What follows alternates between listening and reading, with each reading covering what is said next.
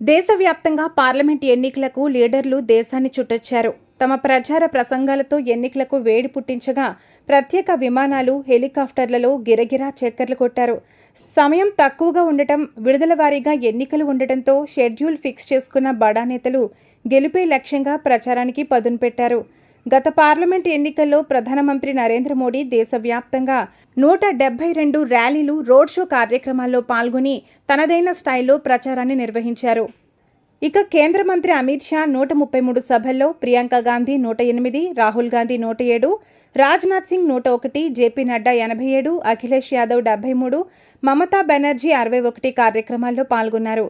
ఇక మన రాష్ట్రం విషయానికి వస్తే సీఎం రేవంత్ రెడ్డి జనజాతర కార్యక్రమాలతో ప్రజల ముందు అనేక సమావేశాలు నిర్వహించగా మాజీ సీఎం కేసీఆర్ బస్సు యాత్ర పేరుతో ప్రచారాన్ని హోరెత్తించారు. ఇదండి మొన్న జరిగిన పార్లమెంటు ఎన్నికల్లో మన నేతలు గల్లీ గల్లీ తిరిగిన ప్రచార పర్వం.